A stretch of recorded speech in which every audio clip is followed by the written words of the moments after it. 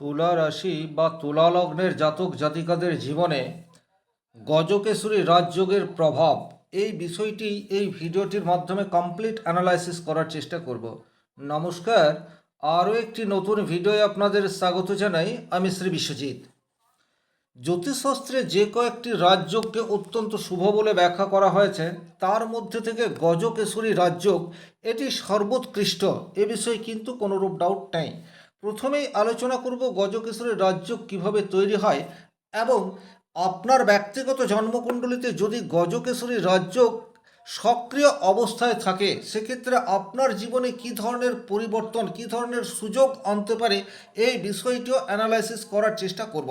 সবচেয়ে যেটা গুরুত্বপূর্ণ সেটা হচ্ছে এক্স্যাক্টলি আপনার জন্মকুণ্ডলিতে গজকেশরী রাজযোগ রয়েছে, কিন্তু তার পরিণাম সেটাকে আপনি সারা জীবন ধরে পাবেন, নাকি জীবনের কোন কোন পর্যায়ে আপনি এই পরিবর্তনগুলি পাবেন, এই বিষয়টি সূক্ষ্মভাবে তুলে ধরার চেষ্টা করব। তাই ভিডিওটি অত্যন্ত মনোযোগ সহকারে দেখবেন।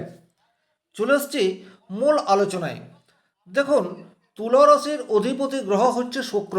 শুক্র সৌন্দর্য, সম্পর্ক, বিলাসিতা, কূটনীতি, শিল্প এবং সামাজিক গ্রহণযোগ্যতার কারক গ্রহ। এটা কিন্তু আমরা প্রত্যেকেই জানি। তুলা রাশি তুলা রাশির মানুষ সাধারণত ভারসাম্য বজায় রাখতে ভালোবাসেন। আপনারা ঝগড়া এটা একেবারেই পছন্দ করেন না, বরং সমঝোতা করে চলায় আপনাদের মূল নৈতিকতা। অন্যদিকে গজকেশরী রাজযোগ চন্দ্র এবং বৃহস্পতির শুভ সংযোগ, অর্থাৎ যখন ব্যক্তিগত জন্মকুণ্ডলিতে চন্দ্র এবং বৃহস্পতি একই রাশিতে অবস্থান করবে বা পরস্পরের সমসপ্তমে অবস্থান করবে এবং ডিগ্রিগত দিক দিয়ে ক্লোজ থাকবে। আর 3 নম্বর হচ্ছে যখন আপনার ব্যক্তিগত জন্মকুণ্ডলিতে চন্দ্র এবং বৃহস্পতি পরস্পর কেন্দ্রে অবস্থান করবেন, তখন কিন্তু গজকেশরী রাজযোগ তৈরি হবে। তাহলে বিষয়টা পরিষ্কার। এই গজকেশরী রাজযোগ যখনই আপনার জন্মকুণ্ডলিতে অ্যাক্টিভেট অবস্থায় থাকবে, তখন চন্দ্র হচ্ছে আপনার মন, জনপ্রিয়তা, জনসমর্থনের প্রতীক এবং দেবগুরু বৃহস্পতি হচ্ছে জ্ঞান, সৌভাগ্য, সম্মান এবং সৌবৃদ্ধির প্রতীক। সুতরাং এই দুই গ্রহের শক্তি তুলা রাশির উপর কার্যকর হলে তখন ব্যক্তির সামাজিক অবস্থান, সম্পর্ক, কর্মজীবন এবং আর্থিক ক্ষেত্রে এক নতুন দিগন্ত সেটা কিন্তু চলে আসতে পারে। বিশেষ করে আমি উল্লেখযোগ্য 7টি ঘটনা এই ভিডিওটির মাধ্যমে তুলে ধরার চেষ্টা করব। প্রথমেই যে ঘটনাটি আপনার জীবনে পজিটিভ ইম্প্যাক্ট আনবে, সেটি হচ্ছে আপনার সামাজিক জনপ্রিয়তা এবং মানুষের সমর্থন সেটি কিন্তু বৃদ্ধি পাবে। আপনারা খেয়াল করে দেখবেন, তুলা রাশি এমনিতেই মানুষের সঙ্গে সম্পর্ক তৈরি করতে ভীষণ রকম দক্ষ। অতি সহজে আপনারা মানুষের সাথে মিশে যেতে পারেন, আর গজকেশরী রাজযোগ এই ক্ষমতাকে আরও বাড়িয়ে দেবে।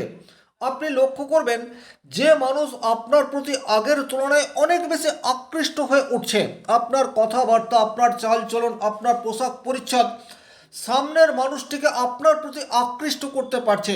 এই গুণটি কম বেশি প্রত্যেক তুলারাশি তুলালগ্নের জাতক জাতিকার মধ্যে রয়েছে, কিন্তু এটা অনেক বেশি অ্যাক্টিভ বা সক্রিয় হয় যখন গজকেশরী রাজযোগ জন্মকুণ্ডলিতে অ্যাক্টিভেট অবস্থায় থাকে। আপনারা সামাজিক কাজ করতেও কিন্তু ভীষণ রকম পছন্দ করেন। ব্যবসা হতে পারে, রাজনীতি হতে পারে, মিডিয়া হতে পারে, জনসংযোগ হতে পারে, অর্থাৎ এই সমস্ত ক্ষেত্রে গজকেশরী রাজযোগের সুফল সেটি কিন্তু আপনারা পাবেন। অনেক সময় দেখতে পাওয়া যায় আগে আপনার সাথে কোনো রকম সম্পর্ক তৈরি করেনি, সে আপনার নিকট আত্মীয় স্বজন হতে পারে বা হিতাকাঙ্ক্ষী বন্ধুও হতে পারে, কিন্তু যেইমাত্র আপনার জন্মকুণ্ডলিতে গজকেশরী রাজযোগ অ্যাক্টিভেট অবস্থায় তৈরি হচ্ছে, তখনই কিন্তু সেই সমস্ত মানুষ আপনার কাজের প্রশংসা করছে, আপনার সামনে আসার চেষ্টা করছে, বা বলা যেতে পারে কোনো না কোনোভাবে আপনাকে আকৃষ্ট বা খুশি করার একটা চেষ্টা সেটা তাদের মধ্যে দেখতে পাওয়া যায়।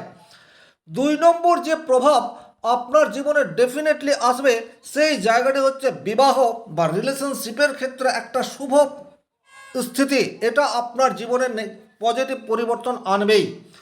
তুলা রাশির জাতক জাতিকারা কিন্তু নিজের সম্পর্ক নিয়ে অনেক বেশি গুরুত্বপূর্ণ, এ বিষয়ে কিন্তু কোনোরূপ ডাউট নেই। রোমান্সের কারক গ্রহ শুক্রদেব এবং তুলা রাশির জাতক জাতিকাদের মধ্যে রোমান্স বা দাম্পত্য প্রেম এটাকে কিন্তু ভীষণ রকম এনজয় করতে পারে। আর যখন যখন দেখবেন আপনার ব্যক্তিগত জন্মকুণ্ডলীর গজকেশরী রাজযোগ অ্যাক্টিভেট অবস্থায় থাকছে, তখন আপনার স্ত্রীর সাথে বা আপনার স্বামীর সাথে সম্পর্ক সেটা অত্যধিক নিবিড়, এ বিষয়ে কিন্তু কোনোরূপ ডাউট নেই। আজকের তারিখে প্রত্যেক দম্পতির মধ্যে কিন্তু একটা ছোটোখাটো সমস্যা, ভুল বোঝাবুঝি, প্রবলেম, একটা ক্লেশ, এটা কিন্তু কন্টিনিউয়াস চলে আসছে। কিন্তু সেই সমস্যায় মধুরতা তৈরি করতে পারে যখন আপনার ব্যক্তিগত জন্মকুণ্ডলিতে গজকেশরী রাজযোগ অ্যাক্টিভেট অবস্থায় থাকবে। এই যে আমি অ্যাক্টিভেট অবস্থায় বলছি, এটা কিন্তু সবসময় অ্যাক্টিভেট হয় না, বিশেষ বিশেষ পরিস্থিতিতে এটি অ্যাক্টিভেট হয়। তবে কোন সময়ে অ্যাক্টিভেট হবে এই বিষয়টিও আমি আলোচনা করব, সুতরাং না বোঝার কিচ্ছু নেই। ভিডিওটি কমপ্লিটলি দেখলে কিন্তু আপনি পরিষ্কার বুঝতে পারবেন যে এক্স্যাক্টলি আপনার শুভ পরিণাম সেটি কবে আসবে। বিশেষ করে যে সমস্ত মানুষজন এখনও সিঙ্গেল অবস্থায় রয়েছেন, যাদের বিবাহ হয়নি, গজকেশরী রাজযোগের প্রভাবে কিন্তু তাদের বিবাহ হতে পারে। সিঙ্গেল মানুষের জীবনে তার কাছের মানুষেরা দেখা, সেটিও কিন্তু এই সময়ে পাবার সম্ভাবনা সেটি তৈরি করে দেয়।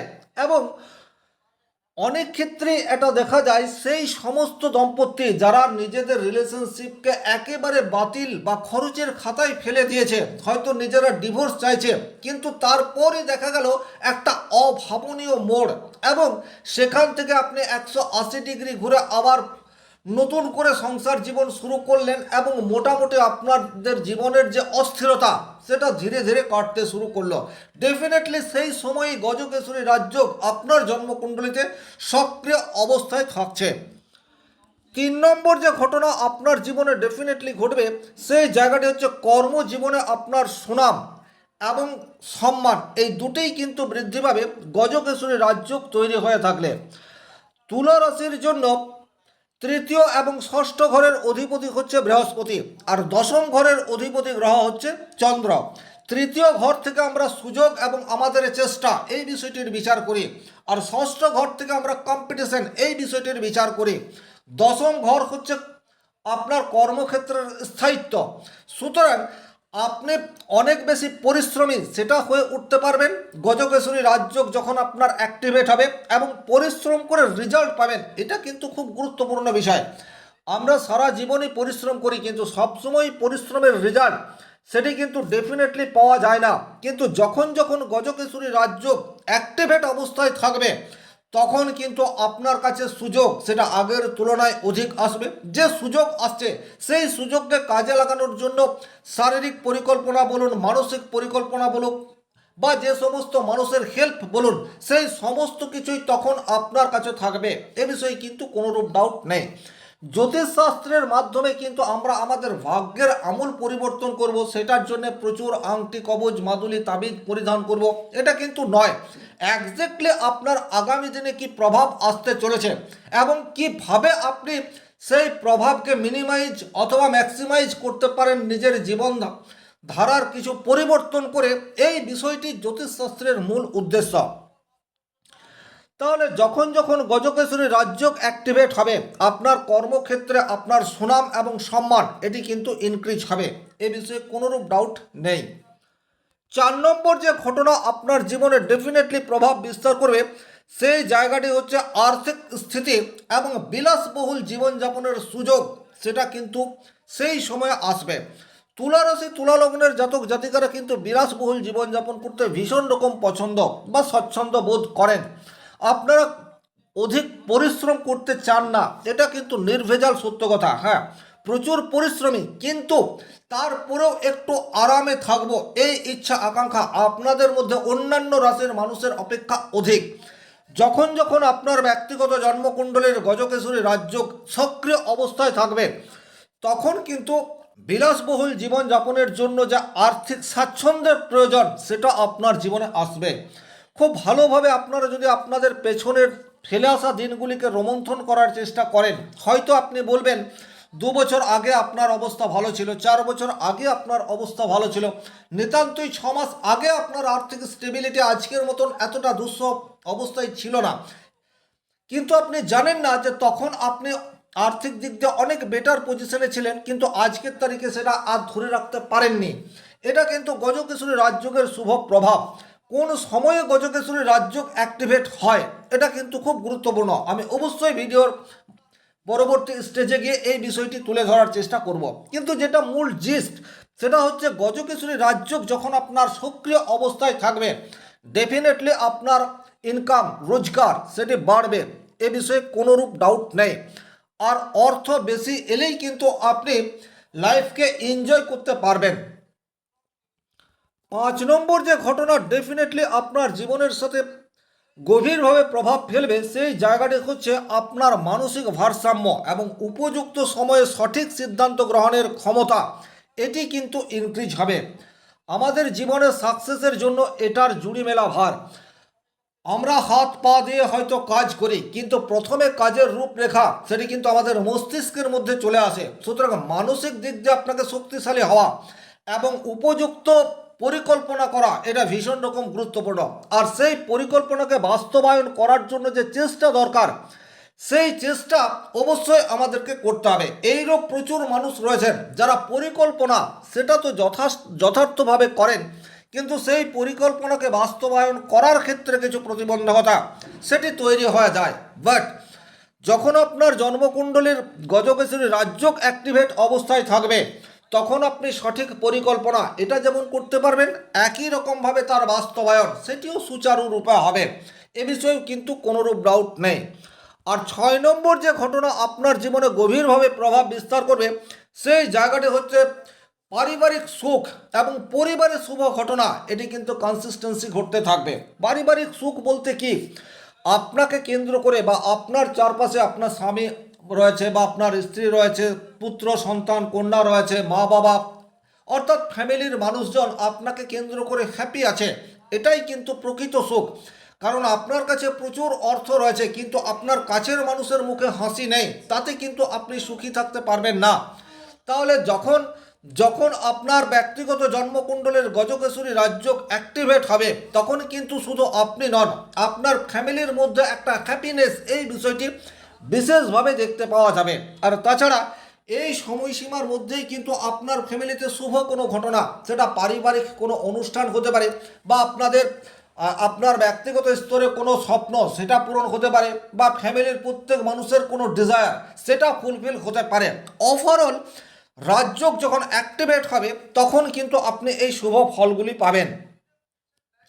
আর 7 নম্বর যে ঘটনা আপনার জীবনে ঘটবে, সেটি হচ্ছে ভাগ্যের সহায়তা এবং জীবনের গুরুত্বপূর্ণ সুযোগ একাধিকবার পাবেন। এটাও কিন্তু ম্যাক্সিমাম ক্ষেত্রেই দেখা গেছে।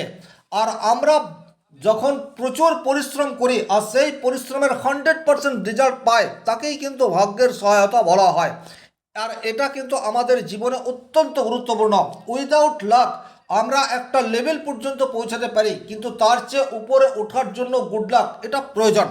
আর যখন গজকেশরী রাজযোগ অ্যাক্টিভেট হবে, তখন কিন্তু আপনার লাক সেটা আপনার সাথে থাকবে। তাহলে এখন সবচেয়ে যে গুরুত্বপূর্ণ প্রশ্ন, এই গজকেশরী রাজযোগ কবে আপনার অ্যাক্টিভেট হচ্ছে, দেখুন এই বিষয়টি আপনাকে বুঝতে হবে।